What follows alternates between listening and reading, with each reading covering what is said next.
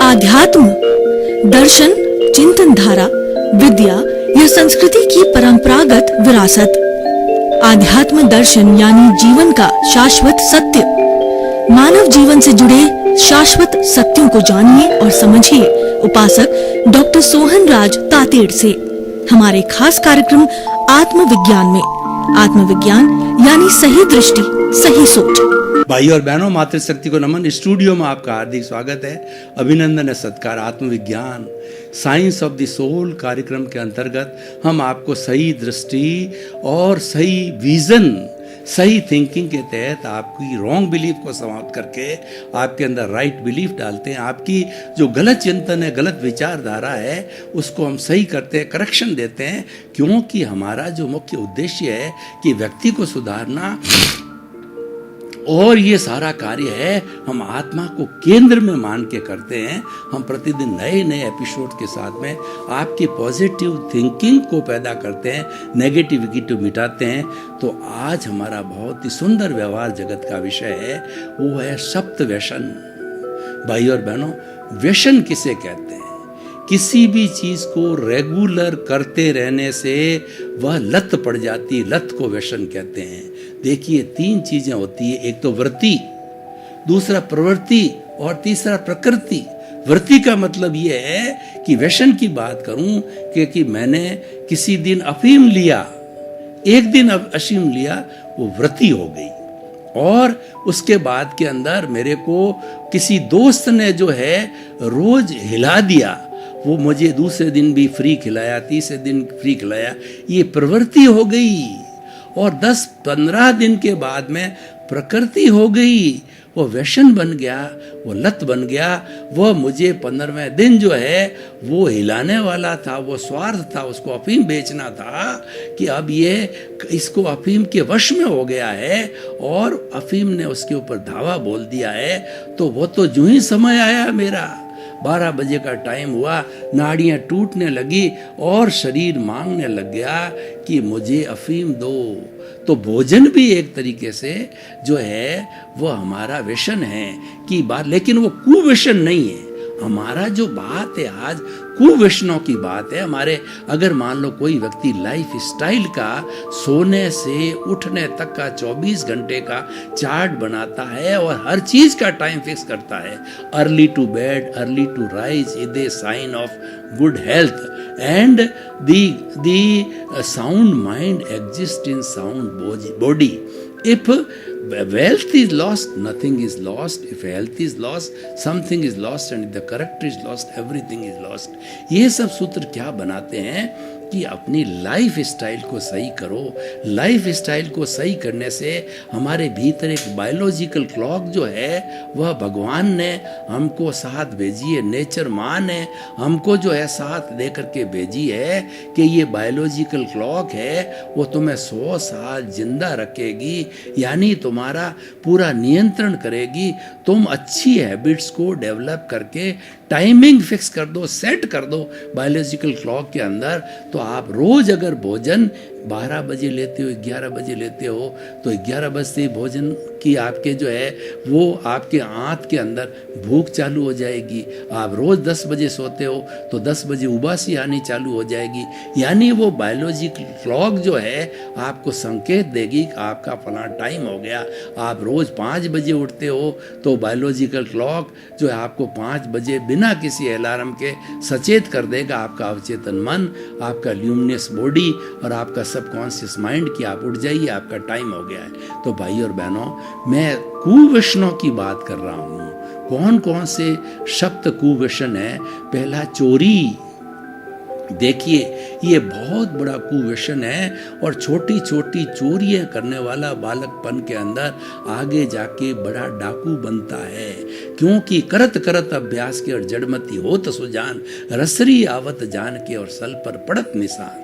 देखिए, अच्छाई में भी वही बात लागू आती है और बुराई में भी वही बात लागू होती है कि अच्छाई में भी वही प्राण शक्ति चाहिए और बुराई में भी वही प्राण शक्ति चाहिए। आपके पास में दोनों रास्ते हैं और आपके पास में तो मनुष्य हो, आपके पास में मन बुद्धि चित्त अहंकार है और वो अहंकार आपको खराब कर देता है। नेगेटिव अहंकार आपको इस दिशा में ले जाता है और जो आपकी बुद्धि है सुबुद्धि आपको सुसंस्कार में ले जाती है, कुबुद्धि हो जाती है वह आपको कुसंस्कारों में ले जाती है। इसमें आपके पूर्व जन्म के कर्म भी काम करते हैं। बहुत से कारण होते हैं, तो हमें प्रयास करके सप्त व्यसनों को जीवन में कोई स्थान नहीं देना। चोरी, बचपन के अंदर कोई बच्चा माँ बाप के जेब में से पैसा उठा ले और जो है वो स्कूल में से कोई छोटी छोटी चीज़ें, बच्चा 5-7 साल का नहीं समझता है, छोटी पेंसिल है, पेन है,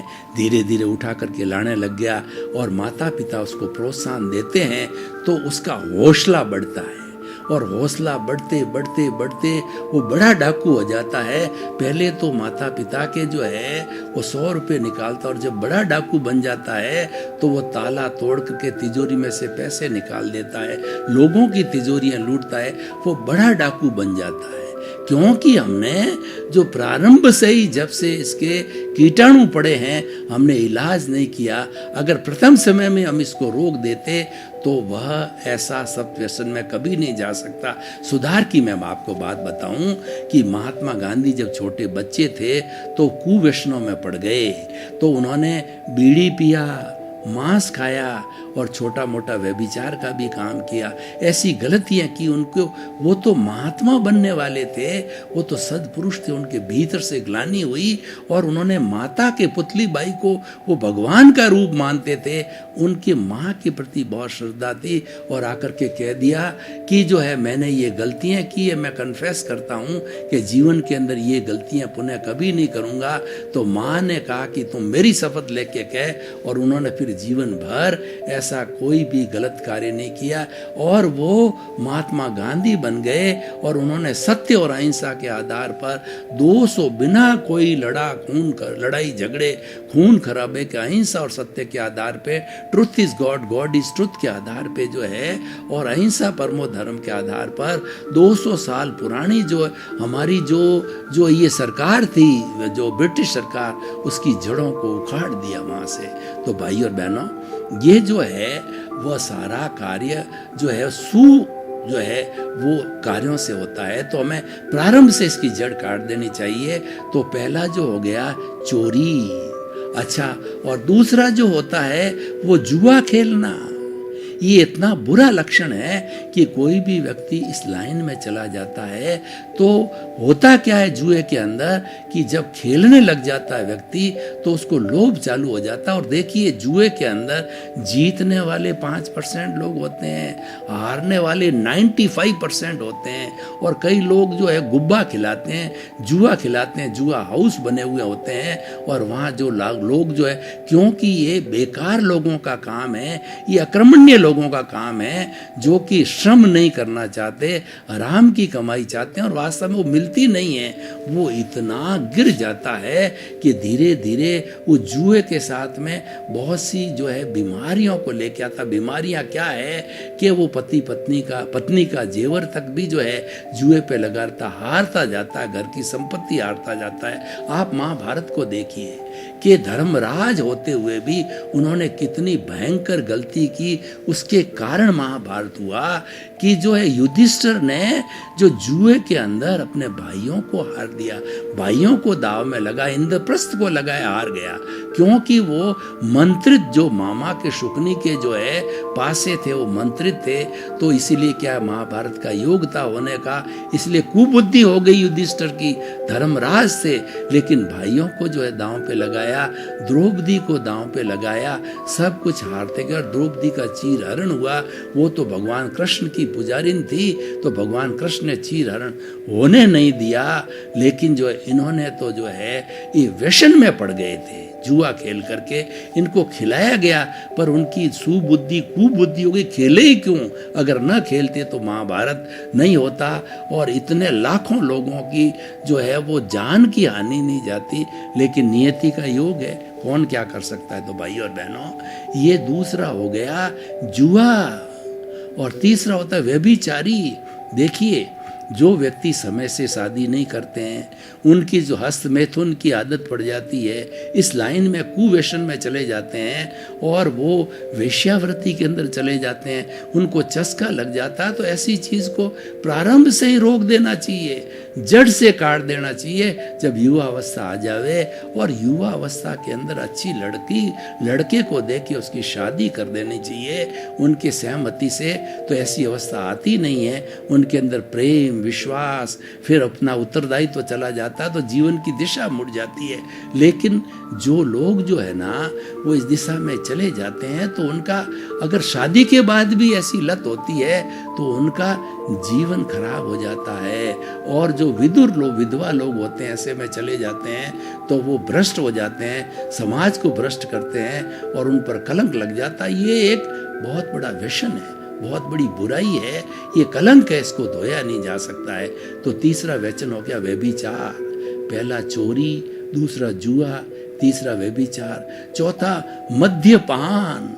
कितना बड़ा गलत व्यसन है कि व्यक्ति दोस्ती के नाते नाते एक पैग लेता है, 2 पैग लेता है और फिर फोगट में पैग पिलाते हैं। और जब वो इतना हो जाता है तो अपने पैसे से पीने लग जाता है, तो वह पी कर के इतना धुत हो जाता है कि नाली में गिर जाता है, सड़क पे गिर जाता है। लोग उसकी राडो घड़ी जो है लूट के ले जाते हैं, पर्स को लूट के ले जाते हैं, और कई बार वाहन भी ऊपर चल सकते हैं, लोग बचा देते हैं।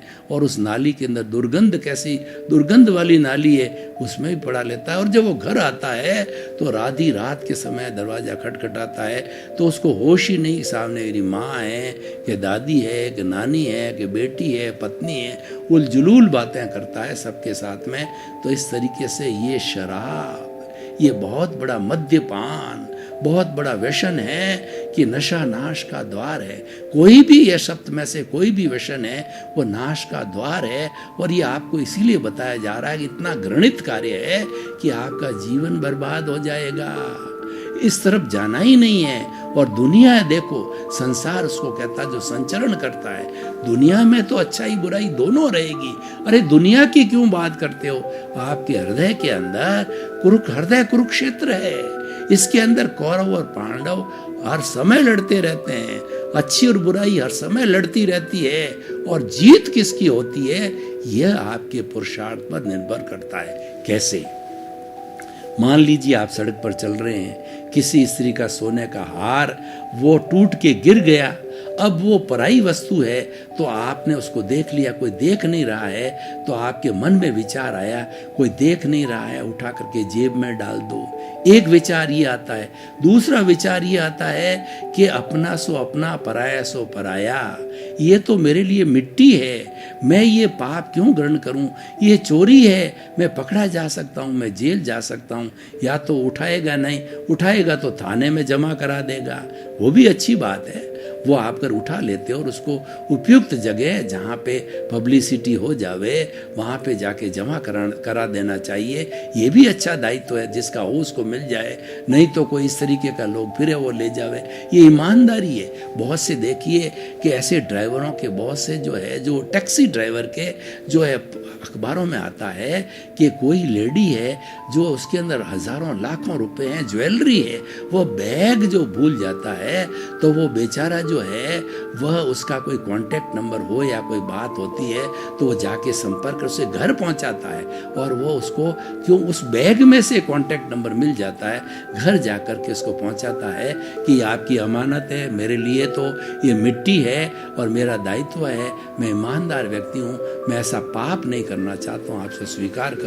और उसको बड़ा इनाम भी मिलता है। वो इनाम उसका पुरुषार्थ है, उसकी कमाई है। कोई अगर देता है, कोई लेना चाहे तो कोई बुरी बात नहीं है, नहीं लेना चाहे अपना दायित्व समझ के तो अलग बात है। तो भाई और बहनों, ये जो है, पहला तो हो गया चोरी, अच्छा, दूसरा हो गया जो है जुआ, और तीसरा हो गया व्यभिचार, और चौथा हो गया मद्यपान, और पांचवा जो है वो शिकार। देखिए, आखेट किया करते थे। पहले राजा लोगों में बड़ा व्यसन था कि वो अपने मंत्री को ले जा करके तीर कमान से आखेट किया करते थे, लेकिन उसके दुष्परिणाम हमारे शास्त्रों में आते हैं। इसी तरह से दशरथ राम के पिता दशरथ है वह भी आखेट करने, व्यसन था उनका, आखेट करने के लिए निकले तो क्या हुआ कि एक झाड़ी से सरसर की आवाज आई। वो सरसर की आवाज क्या थी कि जो अंधे माता पिता को श्रवण कुमार अपने कंधे के ऊपर जो है वह दोनों को बिठा करके कावड़ बना करके तीर्थ यात्रा करने ले जा रहा था। उनको पानी की प्यास लगी और पास के अंदर पानी का जो है तालाब था उसके अंदर घड़ा भरने लगा तो आवाज आई। तो उस आवाज से जो है दशरथ को मालूम पड़ा कोई हिरण है, तो उन्होंने बाण चलाया और जो श्रवण कुमार उस बाण से आहत हो गया। तो श्रवण कुमार ने जो है कहा कि राम, आवाज की आवाज लगाई। उसने देखा कि कोई न कोई व्यक्ति है, उसकी आवाज है, पास में गया, उसे क्षमा याचना करी। तो उसने कहा कि मेरे बूढ़े माता पिता है, उनको जाके पानी पिला दो। तो क्योंकि मैं तो चला जाऊंगा, मैं तो पिला नहीं सकता। वो पानी पिलाने के लिए गए तो उन्होंने कहा तुम जो कौन हो, तुम जो पानी पिला रहे, जो स्टाइल है मेरी बेटी की नहीं है। तो उन्होंने सारा वृतांत बताया। तो उनको अभिशाप दिया कि जिस तरीके से हम जो है दोनों बूढ़े अंधे, माता पिता दोनों अंधे थे और ये श्रवण कुमार मेरा बेटा है, हमको दोनों का जो है ये सेवा करता है। इसीलिए भाई और बहनों श्रवण कुमार नाम, बेटे की बात आती, बेटा कैसा हो, श्रवण कुमार के जैसा, भाई की जोड़ी कैसे हो कि राम लखन के जैसी जोड़ी हो।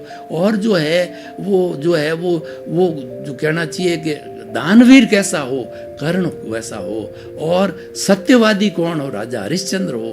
तो ये युगों युगों से चली आ रही है बातें जब जो है। तो इस तरीके से उनको अभिशाप मिला कि तुम भी इसकी संतान की जब तड़प तड़प के मरोगे। और इधर जो है केकई ने जो है राम का जब समय आया राज्याभिषेक का, तो अपने बेटे भरत को जो है बिठाने के लिए जो है सिंहासन के ऊपर वो मंथरा कि जो वो भी बुरी संगत थी, कुसंगत में आकर के, लोभ में आकर के, और जो अपने भरत के लिए राज्य जो है मांग लिया और उनको 14 वर्ष का वनवास, 2 वर मांगे, 14 वर्ष का वनवास। और राम के वियोग के अंदर दशरथ तड़प तड़प करके और जो देवलोक को चले जाए, वो देवलोक में इंद्र बने, क्योंकि वो बहुत बड़े चक्रवर्ती राजा थे और जो विधेय राजा थे। तो भाई और बहनों, हम ये बताना चाहते हैं आपको कि ये पहला तो हो गया चोरी, दूसरा हो गया जुआ, और तीसरा हो गया जो है व्यभिचार, चौथा हो गया मद्य, पांचवा आखेट, और छठा जो है वह जो व्यसन जो है वह है किसी की निंदा करना, चुगली करना। ये इतना भयंकर अपराध है कि किसी व्यक्ति को आपस में करके भिड़ा दिया, माता को कुछ कह दिया, पिता को कुछ कह दिया। और ये जो गुफ्तगू की कई लोगों की आदत होती है, कई लोगों को उसमें आनंद आता है कि लोग आपस में लड़ाई झगड़े करें, और वो बड़ा सुख से महसूस करते थे। तो वो हर एक की जो है वो ये निंदा के अंतर्गत आता है। तो ये इस तरीके का कार्य करते हैं, ऐसे लोगों के बीच में लड़ाई करा देते हैं, समाज के बीच में लड़ाई करा देते हैं, भाइयों के बीच में लड़ाई करा देते हैं, देश के बीच के अंदर लड़ाई करते हैं। क्योंकि ये जो एक भयंकर कुव्यसन है, निंदा का जो व्यसन है, भयंकर कुव्यसन है, एक दूसरे को लड़ा, इसको माया बोलते हैं। तो ये जो माया है ये एक तरह का व्यसन है, और कई लोग ये व्यसन में पड़ जाते हैं तो 24 घंटे यही कार्य करते हैं, दूसरों की निंदा किए बिना उनको भोजन नहीं भाता है। वो हमेशा नेगेटिव थॉट्स रखते हैं, किसी का बुरा हो जावे, किसी से घृणा की बात करे, और किसी को जो है वो तौहीन कर देते हैं, उसकी बेइज्जत कर देते हैं, बोल करके कोई न कोई जो है उसका अवगुण बता करके सब लोगों के बीच में कहते हैं ये अवगुणी है, उसकी पोल खोलते हैं, और उस बेचारे की जो कैरेक्टर होता है उस पर लांछन लगा देते हैं। तो इस तरीके से भाइयों हमारे जो हो गया, पहला चोरी, दूसरा जो है जुआ, तीसरा जो व्यभिचार, और चौथा है मद्यपान, पांचवा आखेट, और छठा है निंदा करना, और जो है सातवां है पर स्त्री गमन। देखिए वो तो वेश्यावृत्ति अलग थी, और ये पर स्त्री गमन का मतलब ये है कि पति पत्नी के बीच में अच्छा चल रहा है, लेकिन कोई भी जो पहले जमाने के अंदर कोई भी राजा है वो किसी स्त्री पर मुग्ध हो जाता था तो उसको पाने के लिए उस पर हमला करता था उस राज्य पे, और उसको पाने की कोशिश करता था, लड़ाई करता था, लड़ाई में जीत के आ जाता, रात को भगा के ले जाता था। तो ये इसमें दोनों का भेद होता है। सोदार संतोष, हमारे भारतीय संस्कृति के अंदर सोदार संतोष का एक बहुत बड़ा कॉन्सेप्ट है कि एक स्त्री एक पुरुष से शादी करे, एक स्त्री को छोड़ करके 7.8 अरब के अंदर जितनी भी जो मादाएं हैं, यानी अगर मेरी उम्र से छोटी है तो बेटी है, बराबरी उम्र की है तो मेरी बहन है, बड़ी उम्र की है तो वो माता है, उससे भी ज़्यादा बुजुर्ग है तो वो नानी है और दादी समझे, एक को छोड़ करके वो उसके साथ के अंदर इस तरीके का व्यवहार करे, कोई भी तरह का जो है गलत चिंतन, गलत विषय की बात उसके भीतर नहीं आनी चाहिए। तो पर स्त्री गमन ऐसा जो करते हैं लोग, इसमें दोनों दोषी होते हैं कि अपने पति पत्नी का दिव्य व्यवहार को छोड़ करके, या क्या है उसमें स्वार्थ की वृत्ति होती है, धन को प्राप्त करने की होती है, और वो एक दूसरे को पसंद भी करते हैं, शादी भी कर लेते हैं, लेकिन उनका कोई प्रेमी होता है तो उस प्रेमी से फिर वो प्रेम करने लग जाती है, इसकी प्रॉपर्टी को हड़प कर देती है। और बहुत से ऐसे उदाहरण आते हैं कि ये जो है स्वदार संतोष नहीं होने से, और जो है ये पर स्त्री या पर पुरुष के गमन के कारण है, बहुत सी हत्याएं देखी गई है और बहुत से संपत्ति को हड़प होते देखा गया है। तो इस तरीके से भाई और बहनों, ये सब संसार का काम है, ये सप्त व्यसन बुरे लोगों का काम है, और ये संसार में सब चलता है कि उस संसार में भलाई और बुराई है। भगवान राम के समय में भी ये बुराइयां चलती थी, महावीर के समय में भी चलती है, आज भी चलती है और चलती रहेगी। लेकिन प्रश्न ये है कि जो है दुनिया खड्डे में गिरे, मैं क्यों गिरूं? दुनिया के पीछे नहीं चलना है। आपको भगवान ने जो है मन, बुद्धि और चित्त दिया है, अहंकार भी दिया है। पॉजिटिव अहंकार अच्छा है, वो उपयोग में लेना चाहिए। पॉजिटिव अहंकार हमें प्रगति देता है, हमारा व्यक्तित्व विकास करता है, हमें जोश की भावना बढ़ता है, हमारे में आत्मविश्वास की भावना का बढ़ता है, वो अच्छा है। नेगेटिव अहंकार राजा रावण को था तो वो बर्बाद हो गया। वो इतना बड़ा वेदों का प्रकांड पंडित था, शिव का भक्त था, और कितने कितने उन्होंने जो है वो इंद्र को वश में कर रखा था। इंद्र स्वयं उससे डरता था, इतना वीर था। लेकिन नेगेटिव अहंकार की वजह से वो राम के हाथों में मारा गया, क्योंकि उसने दुरुपयोग किया, अपने उन विद्याओं का दुरुपयोग किया। और जहाँ दुरुपयोग होता है वहाँ भगवान भी सहयोग नहीं करते हैं। सीता जो कि 16 सती में जिसका नाम है, और स्वयं जो लक्ष्मी का अवतार है, उसका हरण किया और वह राम के हाथों मारा गया, क्योंकि उसमें गलत आदत थी। तो इस तरीके से भाई और बहनों, ये जो पर स्त्री गमन उस कोशिश की, हालांकि सीता तो पतिव्रता थी, तो वह तो किसी को हाथ भी लगाने का प्रश्न नहीं है, जो भी हाथ लगाता वो भस्म हो जाता। लेकिन जो ये हरण करके तो ले ही गया वो, और 6 महीने से अधिक समय तक वो अशोक वाटिका के श्रीलंका में रही। पूरा इसका रामायण का वृत्तांत है। तो भाई और बहनों, हम क्या कहना चाहते हैं कि आप कृपया सप्त व्यसनों से दूर रहिए। भाई और बहनों, आपका बहुत बहुत धन्यवाद। हमारा आत्मविज्ञान कार्यक्रम अच्छे अच्छे संस्कार देता है, सुसंस्कार देता है, अच्छी बात करता है, अच्छे व्यवहार जगत की बात करता है, अच्छे जो है निश्चय जगत की बात करता है। हमारा ये वर्तमान का लौकिक जगत भी अलग अच्छा हो, पारलौकिक जगत भी अच्छा हो, दोनों के समन्वय की बात करता है, आपके सुख और आनंद की बात करता है। हम तो यही चाहते हैं आप एक अच्छे इंसान बने, इसी क्रम में आपका जीवन आनंदमय हो, मंगलमय हो, सुखमय हो। आप शतायु होकर के अपने परिवार के साथ आनंद का जीना जीते हुए, परोपकार करते करते, सेवा करते करते सिद्ध बुद्ध मुक्त बने। आपके प्रति मंगल।